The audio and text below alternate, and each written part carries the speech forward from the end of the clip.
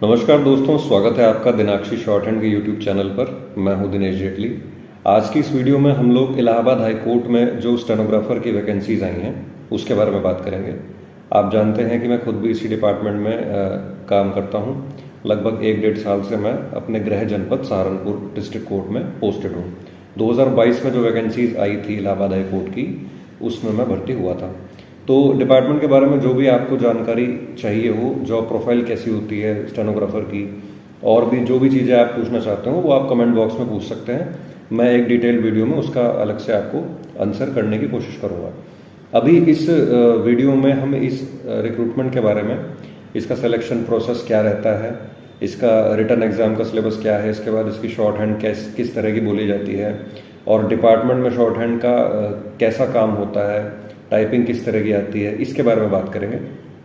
फिलहाल हम इस वैकेंसीज के बारे में आपको मैं बता दूं कि टोटल 583 वैकेंसी हैं शॉर्ट हैंड की, स्टेनोग्राफर की। इसमें इंग्लिश शॉर्ट हैंड जो चाहने वाले हैं, इंग्लिश स्टेनोग्राफर्स की 66 वैकेंसी हैं और हिंदी स्टेनोग्राफर्स की 517 वैकेंसी हैं। तो हिंदी वालों की ज़्यादा वैकेंसी हैं। इसका जो सिलेक्शन प्रोसेस रहता है, टोटल आपका 200 मार्क्स का एग्ज़ाम होता है। मतलब टोटल आपका जो सिलेक्शन प्रोसेस है वो 200 मार्क्स के ऊपर आधारित होता है। 100 नंबर का आपका रिटर्न एग्जाम होगा, जिसमें 25 नंबर की मैथ होती है, 25 नंबर की जीएस होती है, 25 की हिंदी और 25 की होती है इंग्लिश।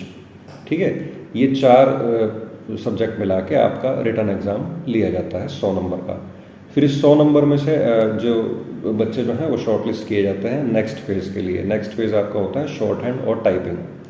जो बचा हुआ 100 नंबर का जो पार्ट है, जो मैंने आपको बताया, उसमें आपकी 50 नंबर की शॉर्ट हैंड होगी। हिंदी शॉर्ट हैंड जो जानते होंगे, जिन्होंने हिंदी फॉर्म में फिल किया होगा, उनका हिंदी शॉर्ट हैंड का स्किल होगा, और इंग्लिश वालों का इंग्लिश में होगा। 50 नंबर की आपकी हिंदी की शॉर्ट हैंड होती है और 25-25 नंबर की आपकी टाइपिंग होती है। 25 की इंग्लिश टाइपिंग और 25 की हिंदी टाइपिंग। इस तरह 100 नंबर का आपका रिटर्न एग्जाम, 50 नंबर की शॉर्ट हैंड, 25 की टाइपिंग हिंदी की और 25 की टाइपिंग इंग्लिश की, जो दोनों के लिए मैंडेटरी होती है देनी। टोटल 200 नंबर में से आपका सिलेक्शन होता है। ठीक है, इंटरव्यू इसमें है नहीं। तो जो रिटन एग्ज़ाम है, मैंने आपको बताया कि उसमें क्या क्या सब्जेक्ट हैं, और नेगेटिव मार्किंग उसमें नहीं होती है। दूसरी बात, पिछले बार जब ये एग्ज़ाम हुआ था 2022 में, तो उससे पहले जब ये एग्ज़ाम जब भी हुआ है, चाहे 15 हो या 18 को हुआ हो, तब ये एग्ज़ाम जो रिटन एग्ज़ाम है वो बहुत ही ईजी लेवल का पूछा जाता था, बहुत हल्का आता था। लेकिन लास्ट ईयर से, लास्ट बार से जब से एग्ज़ाम हुआ है, तो काफ़ी टफ ये आया था। मतलब जर्नल की जो मेरिट है वो नेक्स्ट फेज़ के लिए 65-66 के आसपास गई थी, इतना ही स्कोर कर पा रहे थे बच्चे। ठीक है, अब शॉर्ट हैंड की बात कर लेते हैं। शॉर्ट हैंड में जो इसमें मैटर पूछा गया था वो लीगल मैटर नहीं पूछा गया था, थोड़ा सा पार्लियामेंट्री टाइप का आप मैटर कह सकते हो, इस तरह का मैटर पूछा गया था। और सभी शिफ्ट में उसी मैटर को, उसी तरह के मैटर को कहीं ना कहीं दिया गया था। ऐसा नहीं है कि एक मैटर में साहित्य बोल दिया है, एक मैटर में कोई और डिफरेंट टाइप का बोल दिया था। सभी शिफ्ट में लगभग एक ही टाइप का मैटर बोला गया था। कोई किसी किसी शिफ्ट में थोड़े से वर्ड्स उसमें लीगल के भी थे। अब बात आती है डिपार्टमेंट की। डिपार्टमेंट में जब आप काम करेंगे तो आपको लीगल डिक्टेशन ही दी जाएगी। तो बेहतर ये है कि आप इसकी जब तैयारी करें तो लीगल की भी साथ में तैयारी करनी आपको चाहिए। अभी तक इसका जो स्किल हुआ है उसमें लीगल नहीं आई है अभी तक, लेकिन हम ये नहीं कह सकते कि नहीं आएगी। और एट द एंड आपको डिपार्टमेंट में लीगल डिक्टेशन ही लिखनी है, तो उसी की आप पहले से तैयारी करते हुए चलेंगे।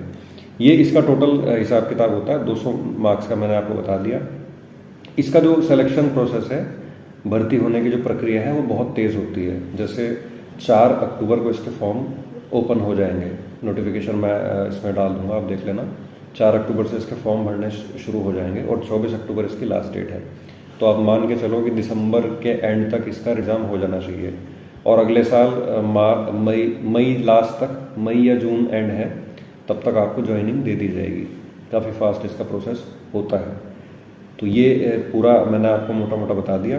अब डिपार्टमेंट के बारे में कुछ बातें जो आपको पूछनी हो कि स्टेनोग्राफर की जॉब प्रोफाइल क्या होती है, अंदर डिपार्टमेंट में कैसा काम होता है, सैलरी कितनी है, जो भी चीज़ें आपको पूछनी है वो आप कमेंट बॉक्स में पूछ सकते हैं। मैं उस पर एक वीडियो बना के आपको बताने की कोशिश करूँगा। धन्यवाद।